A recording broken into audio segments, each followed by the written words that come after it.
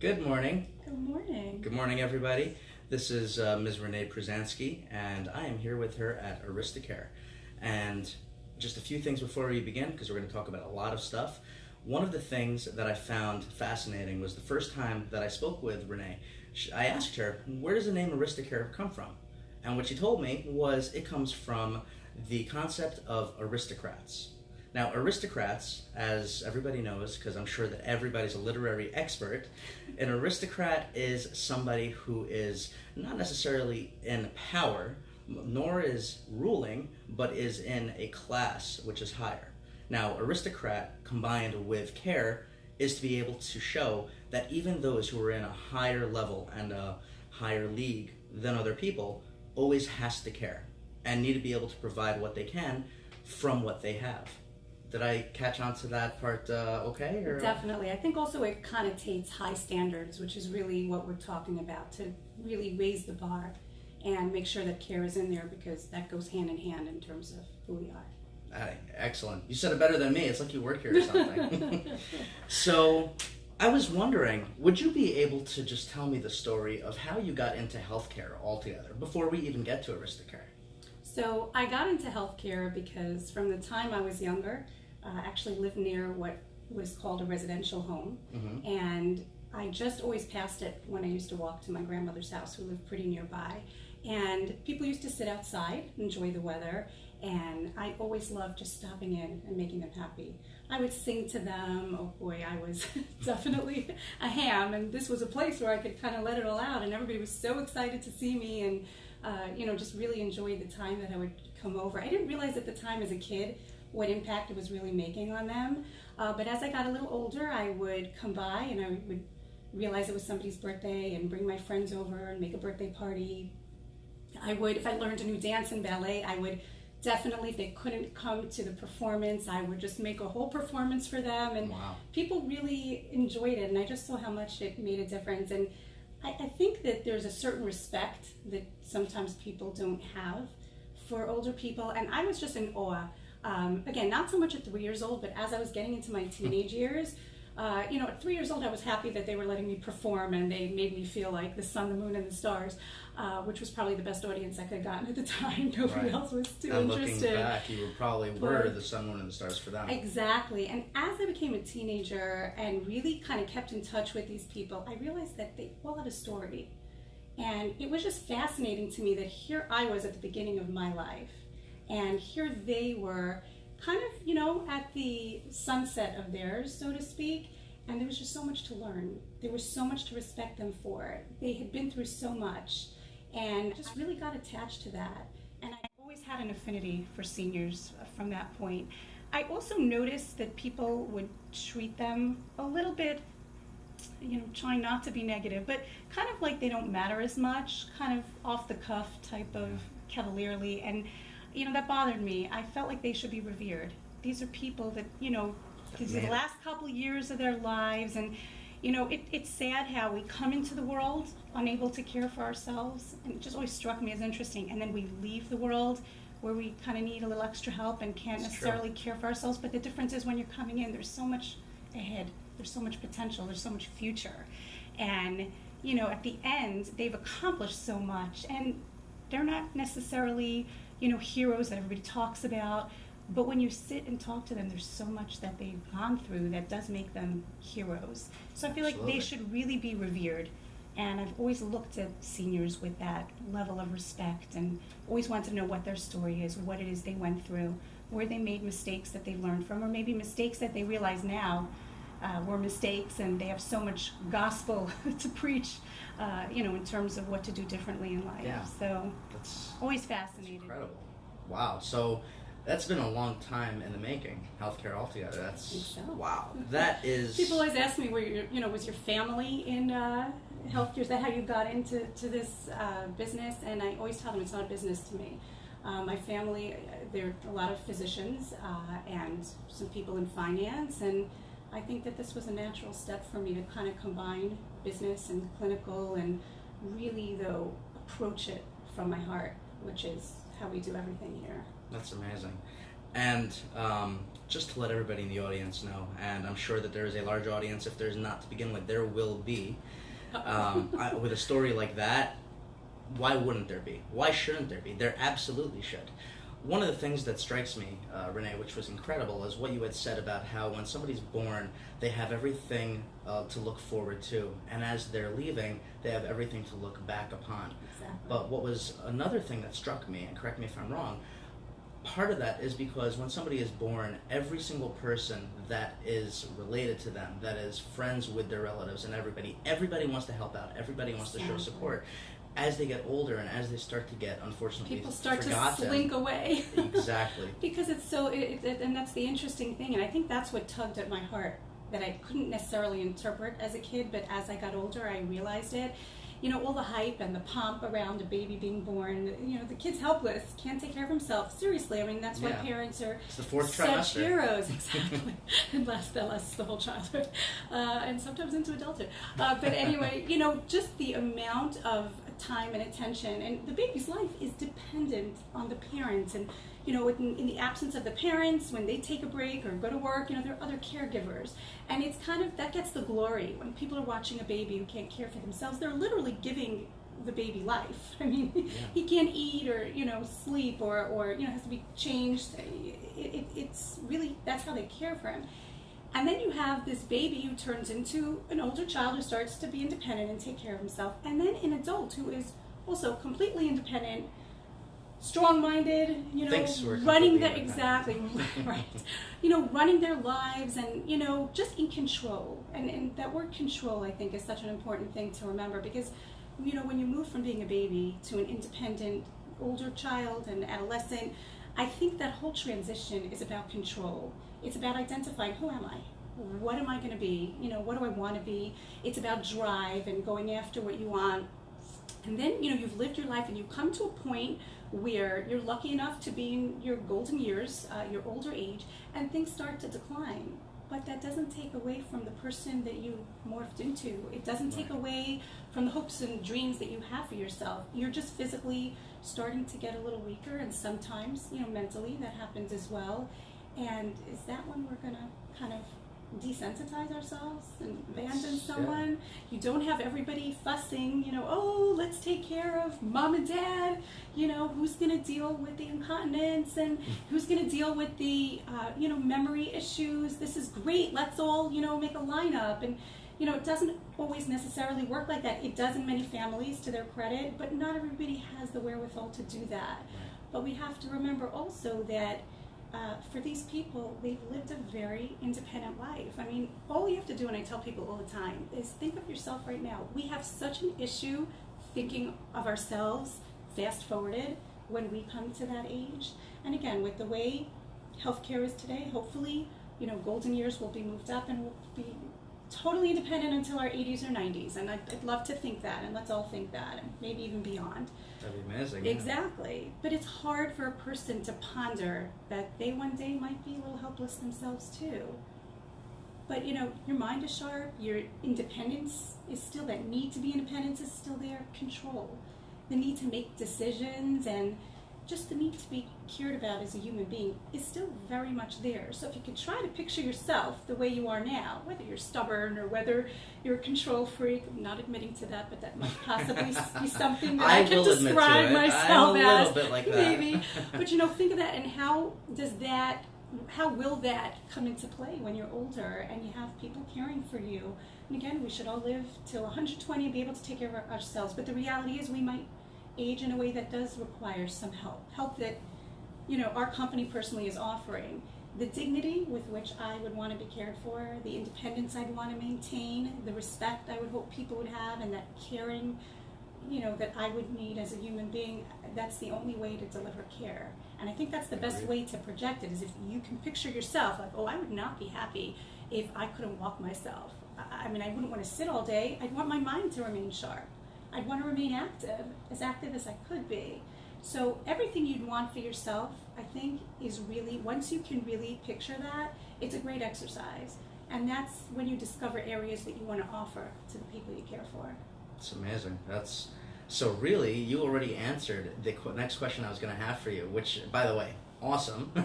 She's at least 1 or 2 steps ahead of me, but that goes without saying, right? The question, Sorry. what? No, don't be sorry. Really, it's great. The question was going to be, how does your personal growth and your visions and the way that you created your values and your morals from when you were a child, when you were putting on those performances for the residential center, the residential home close to home, how did that end up reflecting into how Aristacare is run and what the value behind it is? And you nailed it. So, I don't even have to ask you that. Just to clear the record, I no longer do performances. So Okay, well, if you did... The ballet recitals are over. Unfortunately, blackmail-wise, my brother has them on video. Uh-oh. So I'm always good to my brother. But that's really what the point is that I think that, and I'm going to make a controversial statement, and, I do a lot of that because I'm passionate about what I do, and I think that we're in a space that, really requires a certain discipline. I feel like if you're not in this space of caring for seniors, at least with 75% heart leading all your decisions, you shouldn't be in it. There are lots of businesses to go into. There really are. So if bottom line is always going to be your only motivator, there are lots of other businesses I would recommend. But I would say that if at the core of your decisions, you're really looking at this as a business, it's going to reflect in everything you do, and it's just not the fair or right space for you to be in. If you can, lead a company, and of course I understand that there are not-for-profits and for-profits, and in order for everyone to have the jobs that they do, and in order to be a viable business, you have to realize it's a business. So sometimes it is a challenge to make sure that you're financially stable. But as long as in all the decisions that you're making, your heart is in the right place, and you realize at the end of the line that you have the biggest responsibility, which is taking not just ample care, but taking care of seniors the way you would take care of your own parents and the way you would want yourself cared for when you get older. Sure. I think that that's the only people who have the right to be in the business. And it's a reality check. And it's okay for people to say, okay, maybe it's time for me to get out because times are tough right now in our industry, in healthcare in general. Times are tough. And I understand that that's how things work with reimbursement, it's getting cut, and we're trying to solve the healthcare crisis. But bottom line, it is a really tough time right now for skilled nursing facilities and senior care in general. So you have to ask yourself some hard questions sometimes. So with that, can I still reinvest in the business? Can I still make sure that the people I'm caring for come first and get whatever they need? Because if not, it just might be time for you to exit the business. And I think that that's the fair and right thing to do. I hear that. And in fact, I don't disagree with that. When it comes down to it, it's all about being genuine. And if you genuinely care about your population, then that's exactly what you should be doing. If you genuinely care about your checkbook, then, the CPA course is probably not difficult in comparison as the other courses that you've taken. And, so be it. Let it be. Exactly. But everyone should have a reality check. I mean, what we do in our lives, that's a big portion of who we are. So, all the power to whatever industry people go into, but what I particularly like about healthcare, whatever space you are in healthcare, is at the end of the day, you're really helping people. So again, if you can look in the mirror and know that that's your main objective and that people really are being helped in a way that makes you proud, then you're in a great space and you'll add a lot to the benefit of these people. But if not, then I urge you to find something that doesn't demand that kind of heart. There are lots of things and businesses that could qualify for that. Right. But to be in this space, you have to really be coming from the right place. Very true. Very, very true. And that is only controversial because the people that don't agree are those that won't admit it. But enough of that for now, only because I don't want to bore anybody with my drivel. I'm going to start going on. You're going to, seriously, I'm just going to start going and going and going. I need to cut myself short. And I'm working on that, but at least I'm aware of that. But the reason for that is because I care about everybody around me. So, that being said. When you're passionate about something, it's hard to be short and succinct. Exactly, because you get excited and you get into it. And actually, that brings me to the next thing. So, you work with Telehealth Solution, correct? Yes. How'd you get into that? That must have been amazing. Yeah, so it's interesting because a lot of incentives have come about to avoid sending patients and residents from skilled nursing facilities back to the hospital. Obviously, it's bad for them. It's bad business practice. It's just not good for healthcare in general. But for quality of care and quality of life. Care, they go to the emergency room. They get disoriented. There's a million things going on. They come back, when they're in the hospital. Getting pricked by IVs. No, they come back also sometimes with things that they didn't go with. Obviously, you don't want to pick up anything, any illness or germs or bugs, and there's a higher incidence of that naturally when you go into a hospital. So it's really only for when it's called for. Naturally, there is a time and place for somebody as their health deteriorates or accelerates in a way that it can't be helped at the facility. You definitely want to make sure you're sending them to the right setting. So a little disclaimer there. But as much as you can do to keep somebody in place, that's great. And a way to think about that is, what would they do in the hospital? Why won't we be able to do that in our setting? Anywhere from EKGs and Lasix to monitoring and IV antibiotics and labs and x-rays, etc. And they're so much more comfortable. And everything is digital anyways these days. Yeah, so and you're thinking of quality of life, which is exactly what you said. And again, I keep saying that has to be foremost on your mind.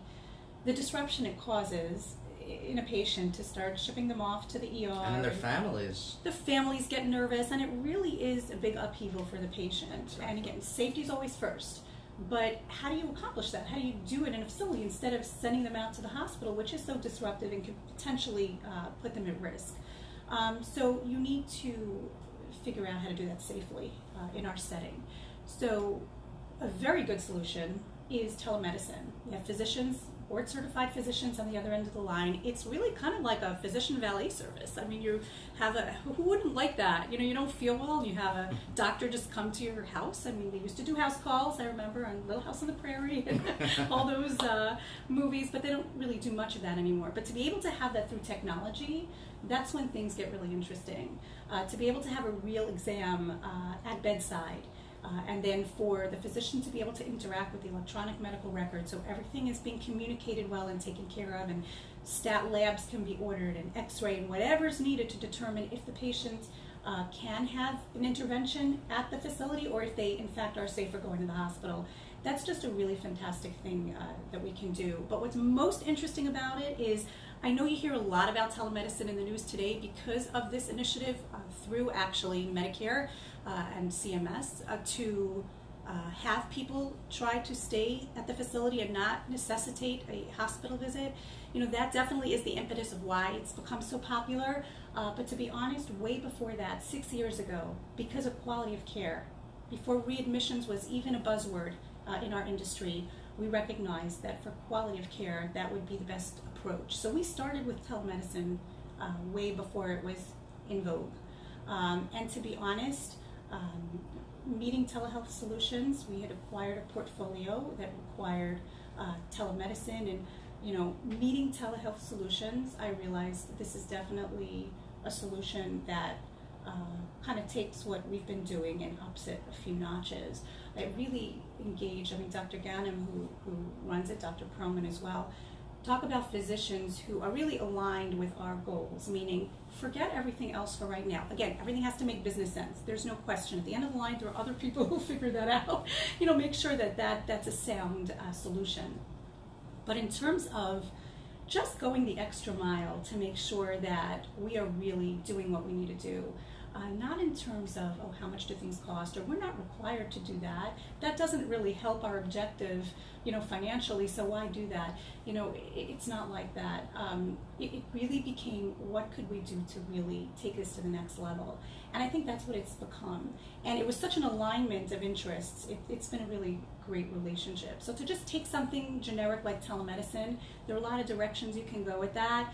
And, that's something, again, it's technology and using it for the benefit of the patients, but to really align yourself with a company that has a passion for helping patients and going that extra mile, and you can see it in everything they do, because just the reporting that they volunteer and the different flexibility they have in terms of how each facility's nurses react to certain information, and keeping things in real time and including all the doctors on the team and in the decisions, it really shows that they're a company that has that patient's well-being really top of the That's line. amazing. Yeah. In fact, another thing that I was thinking as well, and correct me if I'm wrong, it actually helps out your nurses and your doctors that are on site tremendously with physician burnout, with being able to help prevent it, because they don't have to be there on a 14, 15-hour double shift. They're able to ease it back to be able to focus on the task at hand at the time that it's on hand without being exhausted and wondering, when is my head going to hit the pillow? Exactly. And that's such a great point, because I think another challenge in our industry, and there are so many, but I'm not going to touch on all of them, because we're staying very positive in this interview. So we're trying. Short to the point. I don't know if that's working so well. Staying positive, that's going to definitely work, because naturally we have a lot of challenges in our industry. But an interesting thing that we've seen, and it's no secret, we are getting patients that are higher acuity level than ever before. Literally, patients that used to be in ICU are coming to our facility. And again, we understand that's part of the solution of healthcare. They want patients to be in the lowest cost setting possible, and we're part of the solution, and that's fine. And we've upped our game to make sure that our clinical staff is trained and educated and has all the equipment needed. Some of the things we do, peritoneal dialysis, for example, and again, bedside EKGs, this was unheard of just a couple of years ago. We have to become a mini hospital in order to keep up with the types of patients that are naturally coming our way now.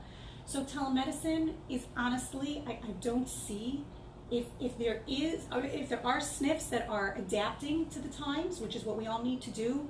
It doesn't make sense to me to be able to provide that service safely without having telemedicine, because again, we're dealing with patients that are much sicker than we used to, and you need that evening and weekend coverage. And the fact that you said it complements your physician services is really what it is.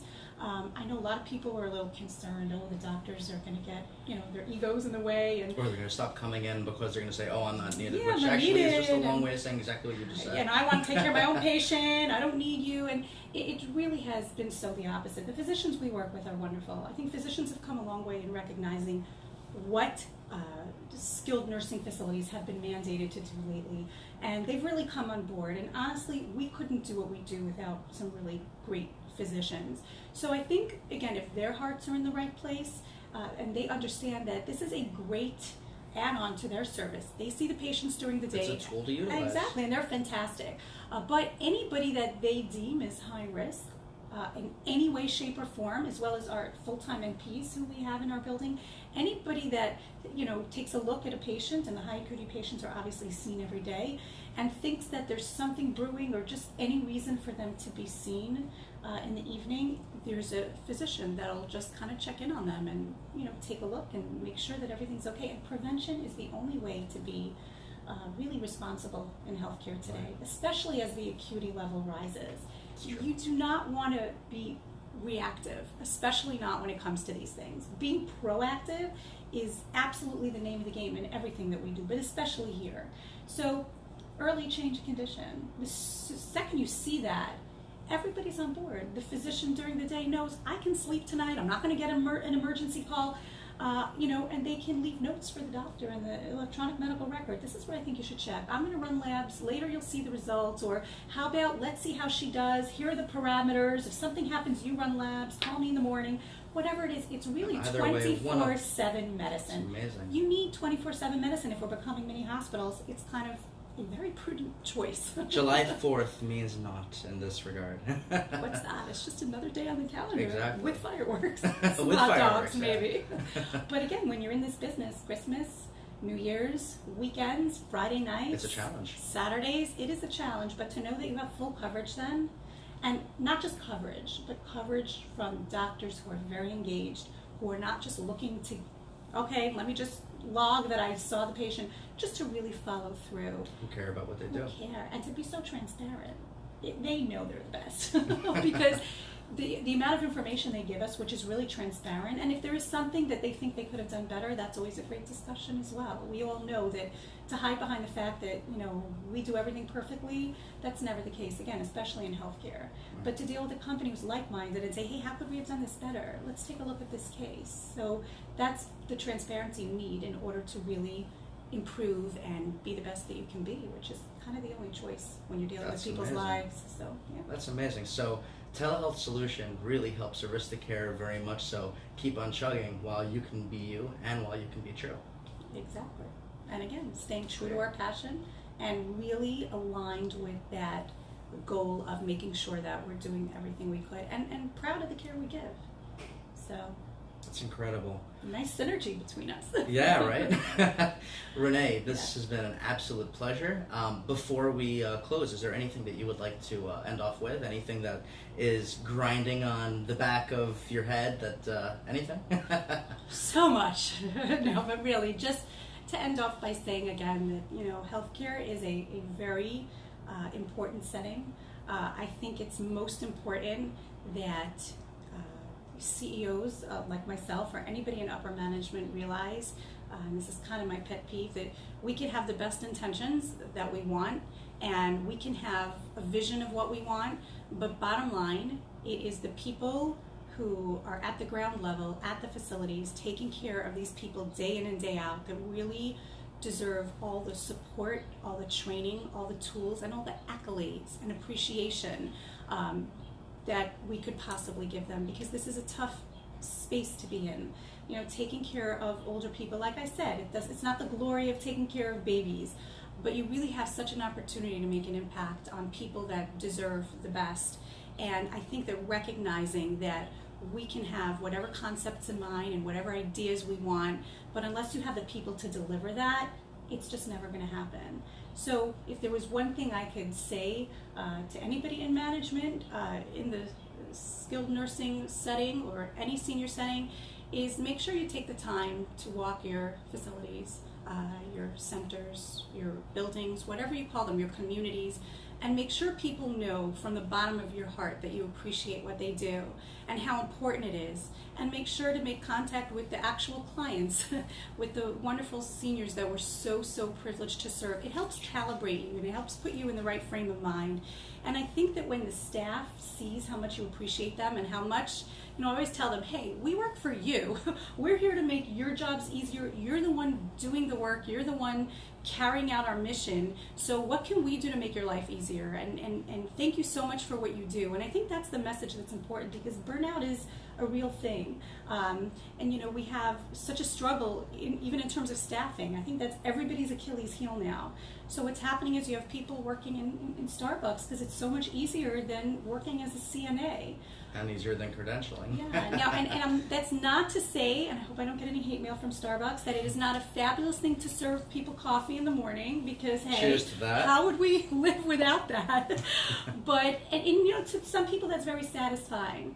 But you can't trade that for the satisfaction that these wonderful caregivers, whether they're a CNA or in food service or in housekeeping or laundry or activities or admissions or nursing or anything that, in administration in a nursing home, I feel like it pales in comparison to how wonderful they must feel when they do what they do every day. So I think it's important for us to empower them, to let them know that we know there's other options out there, but we know they're special people because they're doing what they do, which isn't easy and requires a lot of patience. And I didn't do that on purpose, but it requires a lot of patience. But to really be able to let them know that they are the unsung heroes. At Aristacare, we hope they feel like they're sung heroes because we try to sing their praises all the time. But there's no limit of how much you need to show appreciation to your staff. That's just the bottom line. Absolutely agree. And those are the types of people then that are empowered to take your passion and your vision that you jointly have, because no matter who you are working in a SNF, there's a reason they're partners with us. We're doing this together. There's no levels. Everybody's got their own level of expertise, and we're bringing that all together to do what needs to be done. So that's got to be the message out there, and I think that really brings them a certain satisfaction that they would otherwise be missing if they didn't have top management expressing that genuinely to them. That's incredible. That's my message.